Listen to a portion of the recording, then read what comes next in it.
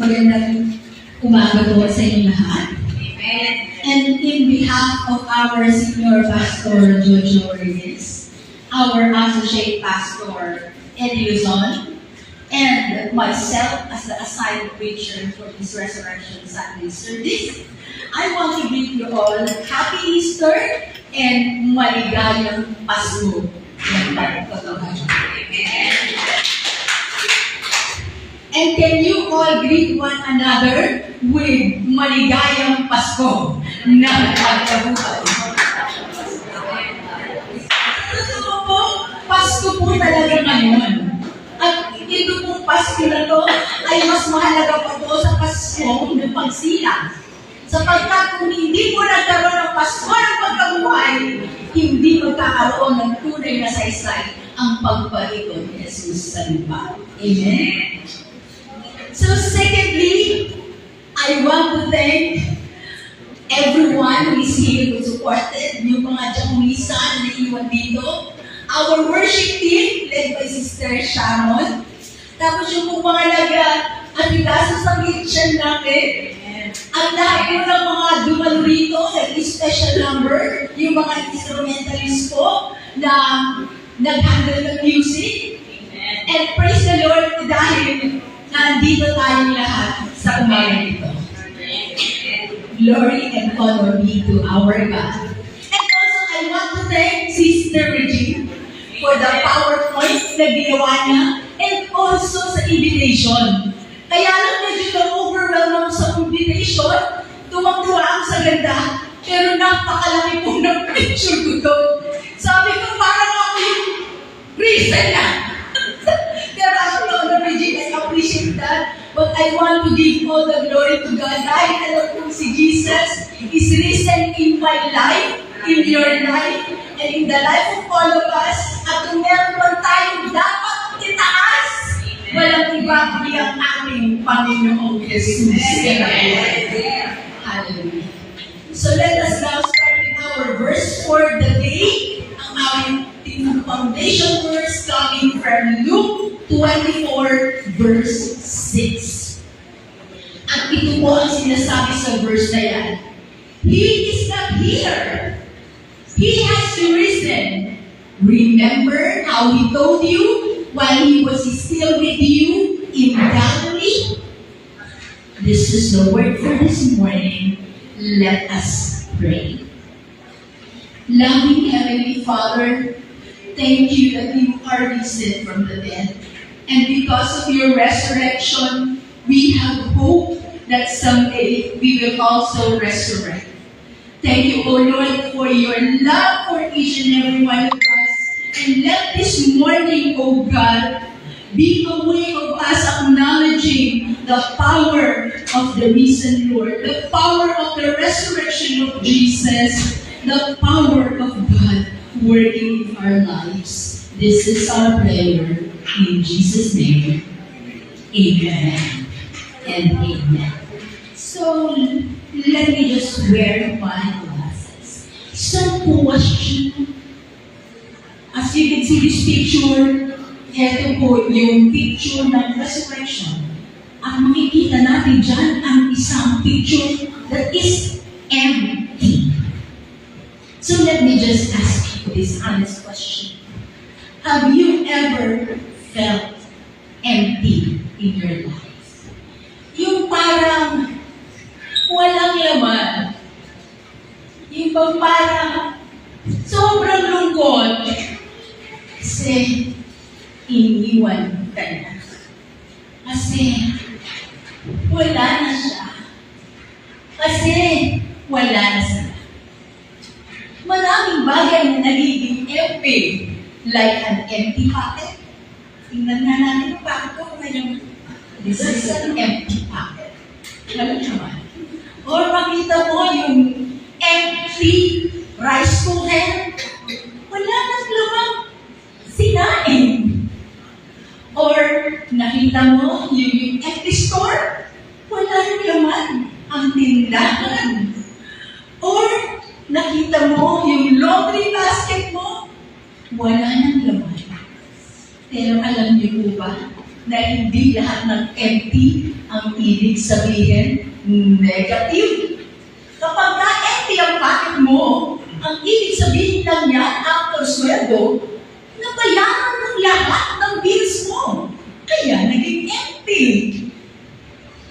Pagka nakita mo naman yung iyong empty store, kaya empty yung store mo dahil nabenta mo lahat. Ibig sabihin, kumita ka na.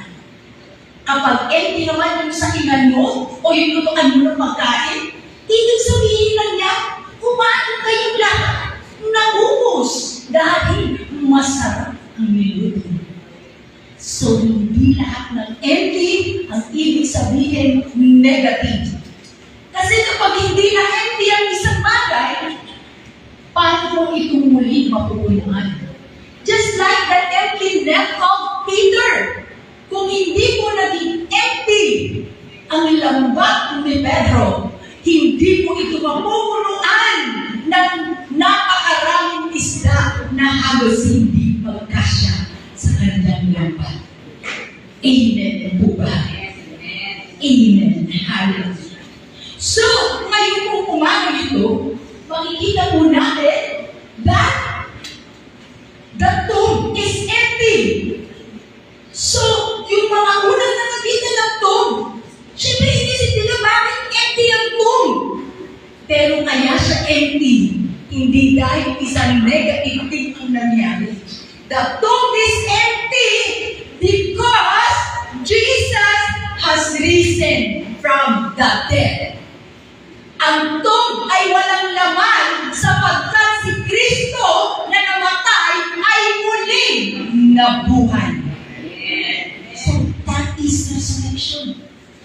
Empty, pero may dalang power na dala. Jesus is alive. Ibig sabihin lang, nabuhay ang Panginoong Jesus, kaya walang laman ang tomb. Kung ikaw man, naging empty inside. Dahil may nawala sa'yo, pero hindi ibig sabihin nun, negative yun. Kaya ang inempty ni Lord dahil gusto kanyang punuan. Dahil gusto kanyang punuin. Punuin ang pagmamahal, punuin ang pag-asa, punuin ng kaligayahan. Amen? Kaya huwag kang malungkot kapag kami mga panahon yung feeling mo parang wala. Dahil pag merong nawala, ibig sabihin may ilalagay na mas maganda at higit pa. So sa number 1 point natin dyan, wicked expected death. So iniisip ng mga babae dapat patay si Kristo. Pero may sinabi si Kristo sa kanila eh. Hindi nila yun makalala yung time na yun. Basta't ang naisip nila, patay si Kristo. Iniisip nila wala na. Pero ang natagpuan nila, hindi isang patay.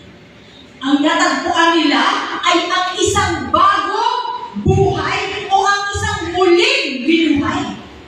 So that's a miracle. Kayo po ba, naranasan nila po ang miracle ni God sa buhay niyo? Amen! Dahil yun lang po maligtas tayo mula sa ating kasalanan. Yun lang po katotohanan na tayo po ay hindi na dapat matakot mamatay. Dahil hindi tayo mapupunta ng impyerno. Dahil muli na po ay si Kristo. Tayo lahat mapupunta sa langit, sa heaven, pag namatay tayo. Naniniwala po ba kayo na yung mga mahal niyo sa buhay na nakanda sa atin, nasa heaven na? Si Jaco Lorraine, nasa heaven na. Ang asawa ni Sister Pilar, nasa heaven na. Si Brother God, yung asawa mo, nasa heaven na. Si Brother Boy, nasa heaven na. So lahat po sila, dahil sila ay ligtas, dahil sila ay tumanggap sa Panginoong Jesus, hindi po sila patay. Buhay po sila, nasa kabilang buhay ang alam ko. In the eternal life. So sa buhay po natin, maaari po may mga bagay po na akala natin patay na, walang pag-asa. Pero ang totoo niyan, kapag ka na kay Kristo ka, ang lahat ng bagay kaya mong bigyang muli ng buhay. Amen? Hallelujah. Glory to God. Ang susunod dyan, Jesus is not a dead Savior. Alam niyo po dito sa mga pelikulang napapanood natin, minsan ang bida ko namamatay. Kasi may iniligtas siya kaya siya namatay. Pero si FPJ mo, ang lahat ng palabas niya halos, hindi siya namamatay. Bino mo isang batalyon ng kalaban niya.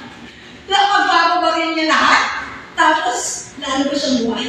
Pero may isa yata siyang pelikula, namatay po siya sa palabas na yun. Ang lungkot po natin pag nanood tayo, hindi na namatay. Pero Savior siya.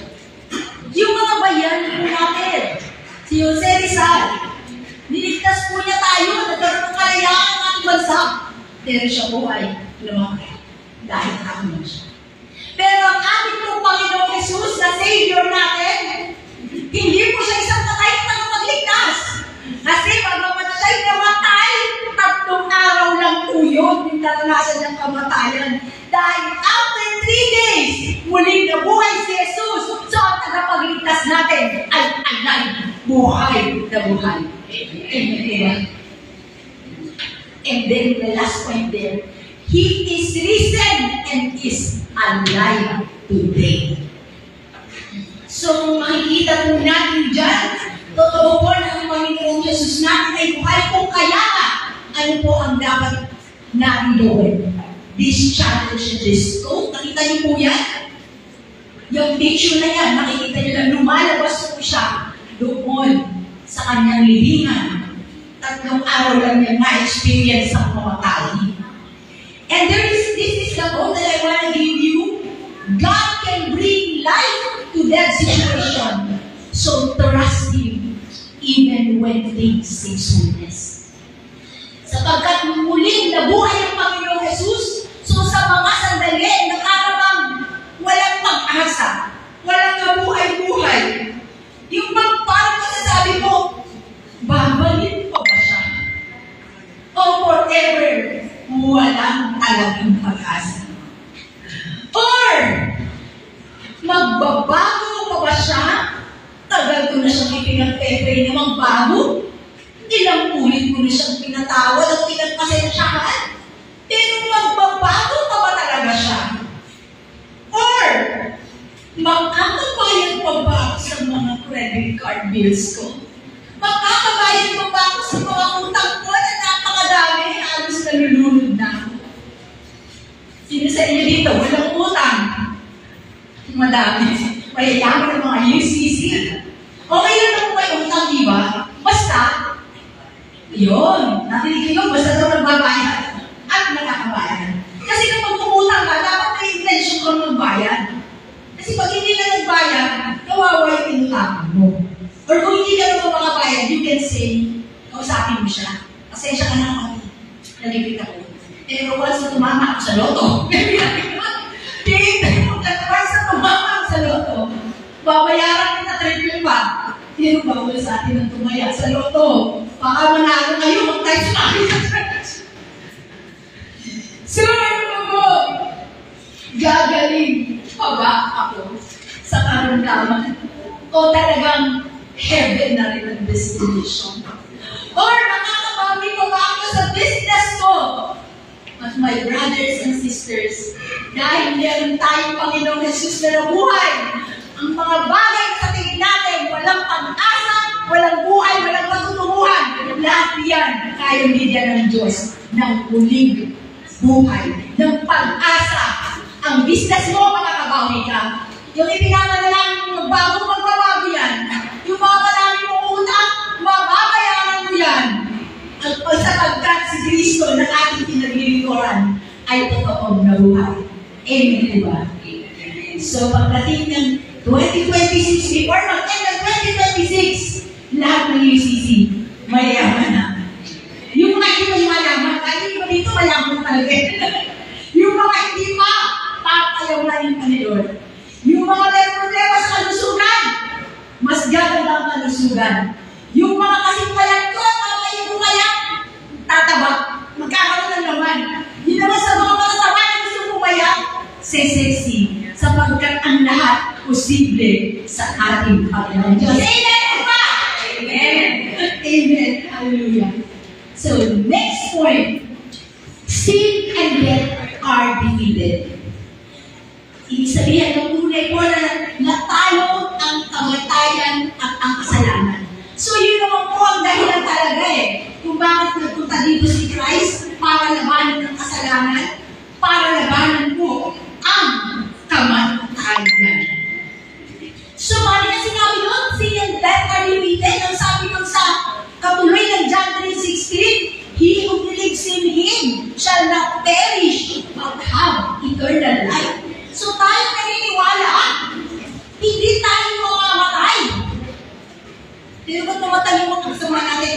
Spiritually speaking, hindi ka mamamatay.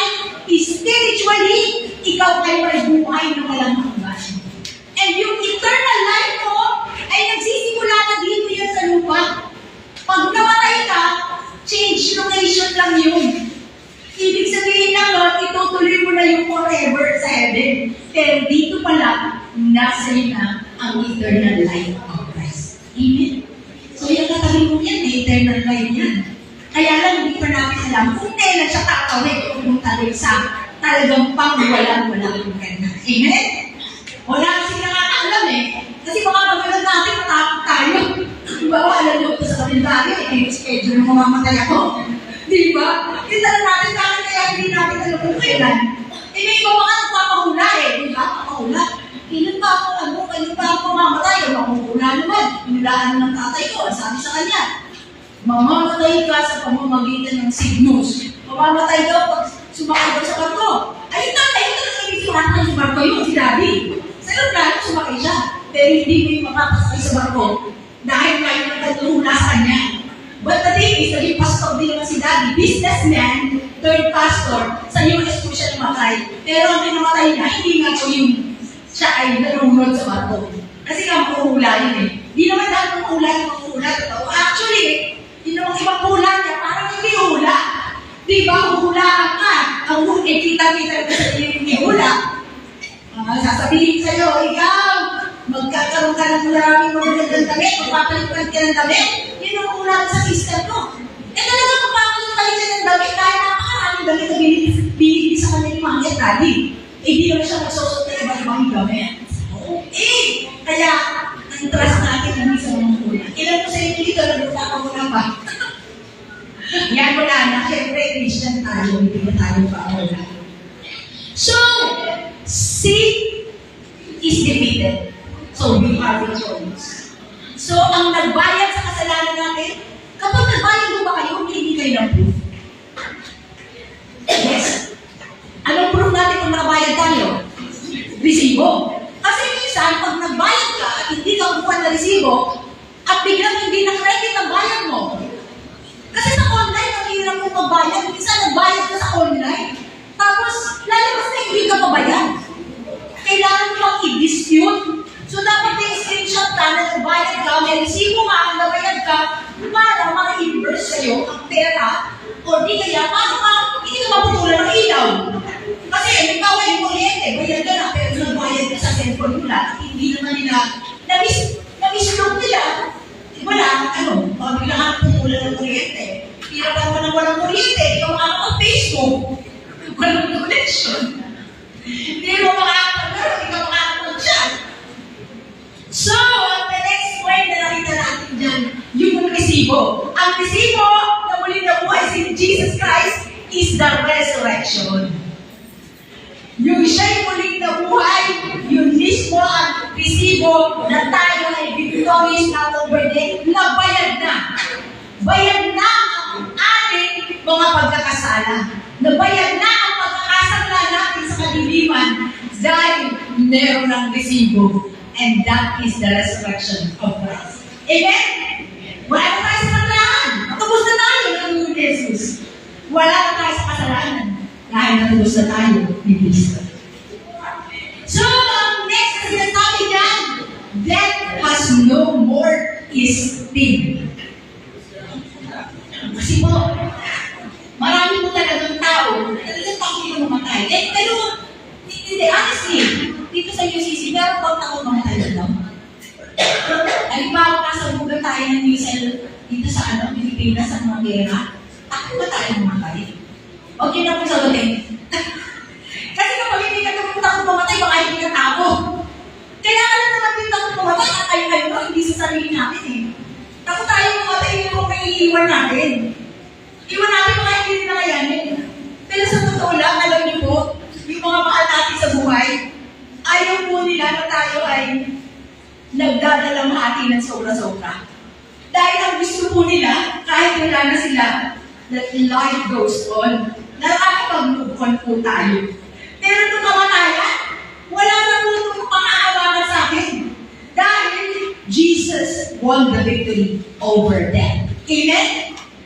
So let's see this picture. Ito, ang nakalagay dyan, free from the bondage. So you are already forgiven, so live in freedom and not in bondage. Ano po ba pakiramdam kaya? Sino sa inyo dito na ibang naranasan nyo na kayo ng mga bondage? Wala pa siguro, wala pa naman siguro dito. Pero, alam po ninyo, ini-imagine ko lang po, siguro pag nakabandage ka, hindi ka makagalaw. Hindi ka man makakakain dahil nakatali ng kamay mo. So, if you are in bondage, wala kang magawa sa sarili mo. So, kapag tayo ay pinalaya ng Kristo, natutong na yung bondage, ibig sabihin, malaya mo nang gawin ang tama. Malaya mo nang gawin ang mabuti. Malaya ka nang makapaglingkod sa Lord. Malaya ka nang makapagdala ng mga kaluluwa. Malaya ka nang gumawa ng mabuti. Dahil wala ka ng addiction. Ang hirap mo umalis sa addiction. Wala ka ng unforgiveness. Bondage din po yun. Tuwing may magkakasala sa iyo, gusto mo sana mamatay na siya.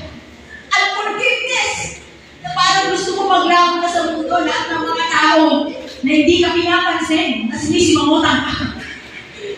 Yun po ang maraming bondage. Pero dahil si Kristo na buhay na, tayong lahat ay malaya na. We are free from the bondages. Amen? Yung iba may bondage po, yung mga labi nila, hindi po sila makasipin. Pero tayo free from the bondage of pagiging si Mano. Hindi na tayo member ng grupo ni Kasimang. Dahil po tayo ay member na ng grupo ng mga taong palamide. Itian mo nga yan na tabi mo. Kahit kung ikaw, okay lang. Kahit nakamuskito ka. Dahil ang nagkanda talaga ng mga taong na kami ito. Lahat kayo, ang maganda nyo. Nakangiti tayo. Di ba pag nag-picture kayo, talagang pinapangiti kayo? Kasi wala naman nagsabi, okay, 1, 2, 3, suminakatamaan. Mag-picture kayo na. Pero, sabi, say cheesy. Say, smile. Praise God. Hallelujah. So let's now go to our third point. New life for believers. That is in the old life is gone. So, ibig sabihin, wala na talaga yung old life. Hindi na tayo mabubuhay sa nakaraan. Ang hirap mo kasi mabuhay sa nakaraan para kang mamatay ulit. So, nire-record natin yung laging pastor. Yung pag nakita ko yung tao na, eto yung tao na nagwasak ng puso ko. Yan yung boyfriend ko noon na pinagpalit ako. Kung hindi ko pa sila nahuli, dalawa pa kami ng girlfriend niya. You don't ask. Ay, ayoko pumunta dyan sa lugar na yan. Dahil yung lugar na yan, dyan nangyari ang hindi magandang nangyayari. Ayoko makita yung hospital na yan. Dahil yung hospital na yan, dyan namatay ang mahal sa buhay. Pero, let us not live in the past dahil pinalis na yun ang Panginoon. Tinanggal na niya yung mga old life natin na dumudurog sa puso natin. Kaya wag na natin halukayin ang nakaraan. Kasi ang mga babae ibang minsan kapag nag-aaway mag-asawa, yung history naging historical. Hindi both hysterical na, historical pa. Yung ang tagal-tagal na nangyari kasalanan, nakakalaman pa. Hindi naman yun ang issue. Kaya umaaway yung usapan. Kasi guilty ba ako doon, voice Charlie? Minsan historical ako. Ano po yun? Kalimutan na yung nakaraan para kung nag-away kayo sa na lang. Kasi ang point mo na lang kung ano yung totoong issue na pinagawayan nyo. Yung totoong issue, hindi siya nag-chat, hindi siya nag-text. Kaso kasi tayo nagbigay ng interpretasyon eh. Akala natin hindi siya nag-chat at ng-text kasi iniiba siya. Naka-online eh. Naka-online tapos hindi nag-reply sa chat ko. Ibig sabihin nun chat-chat iba. Grabe tayo mag-isip mo, tayo na din nasasaktan. Malay ba natin naka-online yan, ang trabaho niya online. Naka-online yan, hindi dahil may chat na iba. Dahil naka-online devotion yan. May devotion sila sa G2 sa gabi.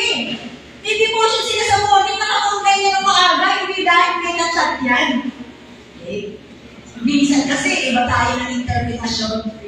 Pero, kapag tayo na kay Lord, ayusin na yung old na pag-iisip natin na nagsama sa suspecha. Siguro, yung nako, baka ganito. Aalisin kayo kung nakaisipan na lagi tayong mapangmusgan. The oldest God, the newest God. So, meron tayong new mind, hindi lang new mind. Meron tayong new heart and new life. Bago yung buhay natin. Di ba sarap mo kung bagong damit kayo?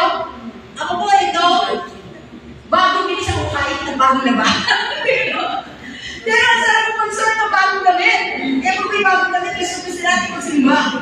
Pero ang pinakamaganda pong makita sa atin, hindi po ang ating bagong damit, kundi ang ating bagong buhay na binigay sa atin ng Panginoong Jesus. Amen po ba?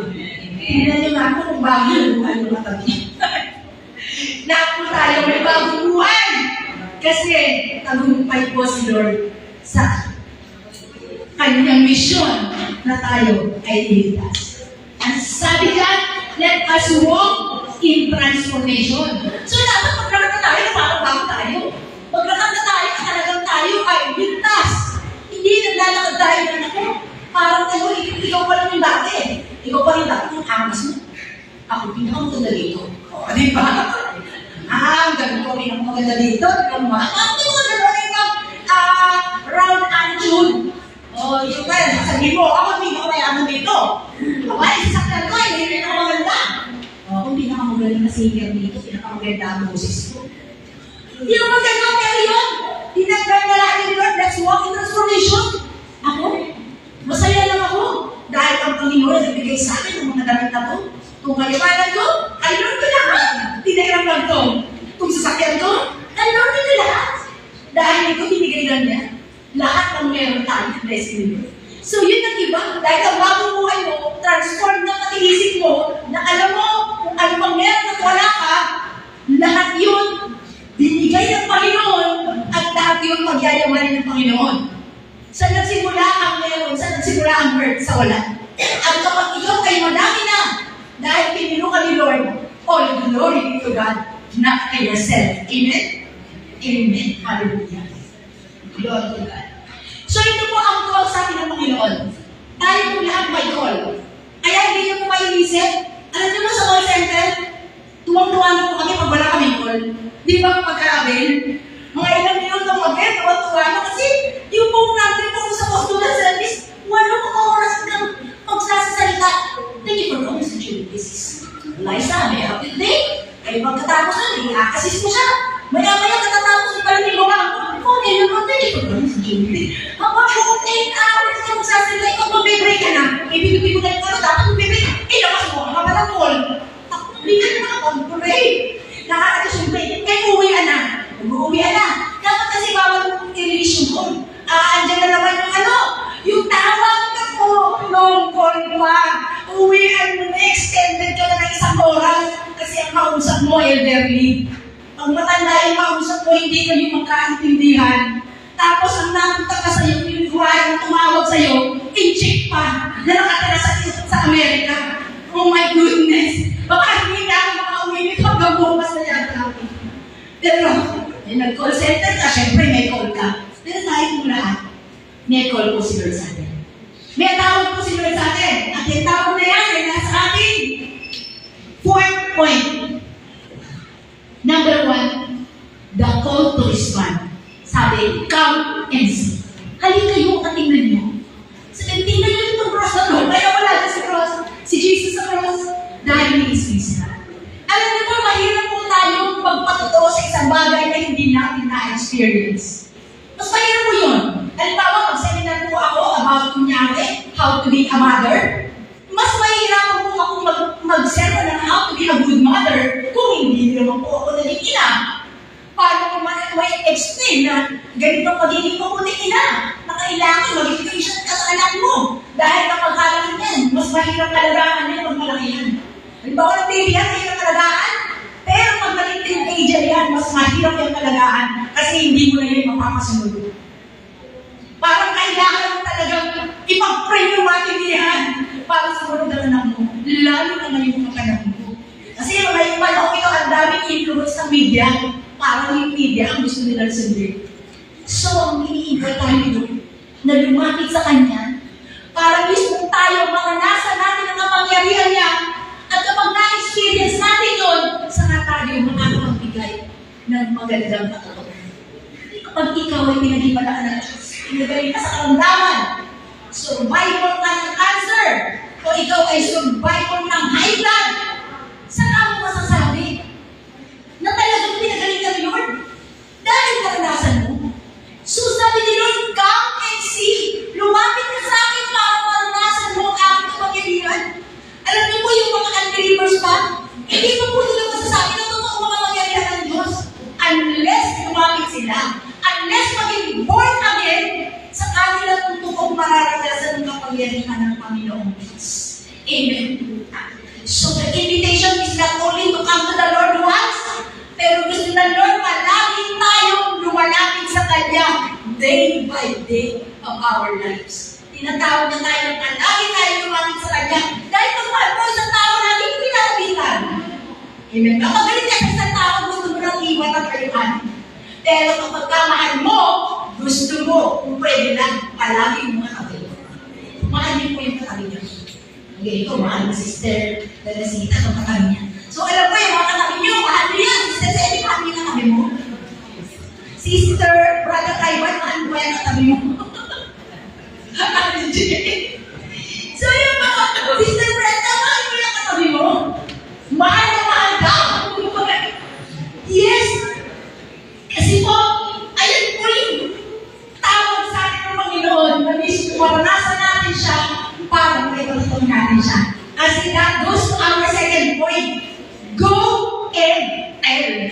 Kasi hindi mo masasabi ang tungkol sa kapangyarihan ng Diyos kung hindi mo muna naranasan. Kung hindi ka lumapit sa Kanya at hindi mo nakita, hindi mo maipapatotoo. Kaya ang tayong lahat na nandito, ngayong umaga nito, dahil nakita natin ang resurrection ni Lord dito sa ating mga preaching on Sunday, celebrate Resurrection Sunday, pwede na tayong lumabas at sabihin sa mundo, mga kaklase nyo, opisina nyo, kapitbahay nyo, pwede pati sa kagalit nyo, na ang Panginoong Jesus ay muli na buhay at may pag-asa ang mundo natin. Amen po ba? So this is a call of declaration. Meron po tayo i-declare. Malikubago nito. Number 1, let us say, I am free! I am free! Okay, sabay-sabay tayo. Okay. Let's say, I am free! I am free! Praise God. Yung second na sasabihin natin, Jesus is risen from the dead! Jesus is risen from the dead! Ikaw pinakaganda ulit. I am forever alive in Christ. I am forever alive in Christ. Thank you for listening.